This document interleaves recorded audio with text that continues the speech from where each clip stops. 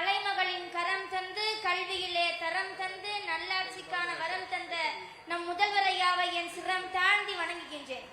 உலங்கவர் ஓவியமே, உற்சாக காவியமே, ஓடை நறுமலரே, ஒளியுமிழ் புதுநிலவே, அன்பே அழகே அழகே உயிரே, இன்பமே இனிய தென்றலே, பனியே கனியே, மதகதனனியே, மாணிக்க சுடரே, மன்மத விளக்கே, என்றெல்லாம் தமிழை போற்றினாலும் தமிழை தமிழே என்று கூறுவதுதான் பெருமை என்று அழகாக கூறுவார் நம் முதல்வர்.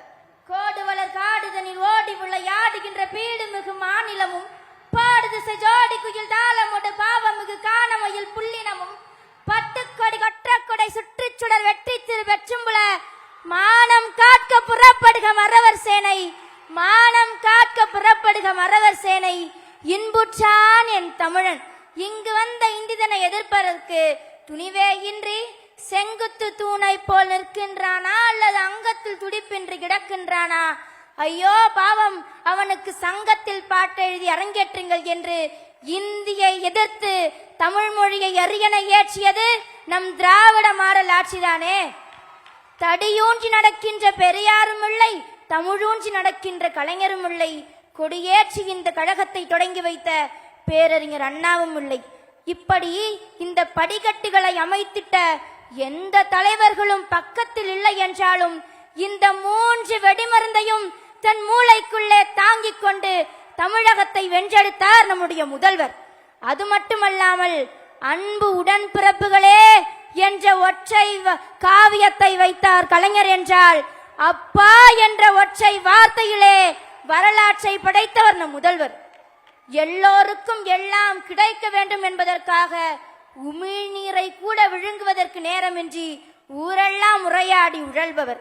வாடிய பயிரை கண்டபோதெல்லாம் வாடினேன் என்ற வள்ளலாரின் கூற்றுக்கு நீங்க பசித்த ஒரு குழந்தையின் முகத்தை கண்ட அடுத்த கணமே அவர் கொண்டு வந்த ஒரு சட்டம், அதுவே காலை உணவு திட்டம்.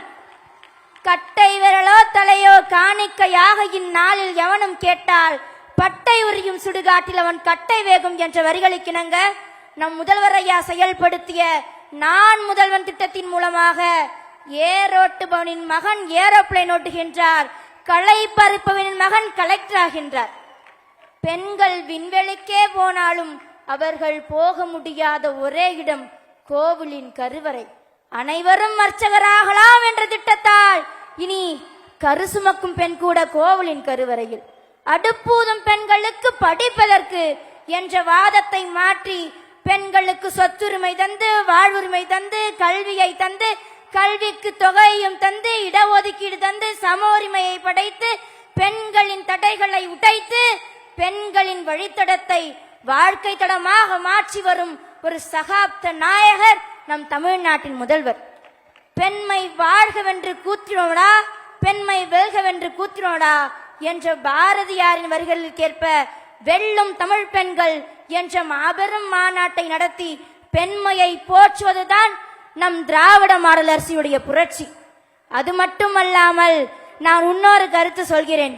அது என்னவென்றால், விதவைக்கு கைம்பெண், ஊனமுற்றவர்களுக்கு மாற்றுத்திறனாளி, 3ஆம் பாலினத்தவர்களுக்கு திருநங்கை என்று பெயரிட்ட தாயுமானவர் கலைஞரையாவுடைய வழியில் பெண்களுக்கு இலவச பேருந்து என்று இல்லாமல் கட்டணமில்லா பயணம், பெண்களுக்கு உதவித்தொகை என்றில்லாமல் உரிமை தொகை, புதுமை பெண் திட்டம், நான் முதல்வன் திட்டம் என்று திட்டங்களின் பெயர்களில் கூட பெண்களுக்கு சுயமரியாதையை தருவது நம் திராவிட மாடல் ஆட்சிதானே.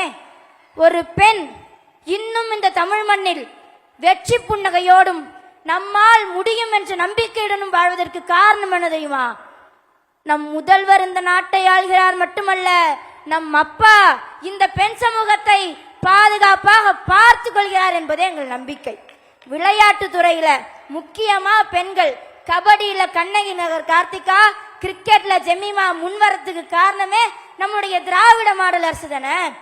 அது மட்டுமல்லாமல் கொள்கை இல்லாத தலைவர்கள் நல்ல ரசிகர்களை வேண்டுமானால் உருவாக்கலாம், ஒரு பொழுதும் நல்ல தலைவர்களை உருவாக்க முடியாது. திராவிடத்திற்கு என்றும் இல்லை வறட்சி, என்றும் இருப்பது வளர்ச்சி, எழுச்சி. அதற்கு சாட்சி நம் முதல்வருடைய ஆட்சி. நாடு போற்றும் அந்த 5 ஆண்டு தொடரட்டும் பல்லாண்டு. மீண்டும் நீங்களே முதல்வர், மீண்டும் மீண்டும் நீங்களே முதல்வர். நன்றி, வணக்கம்.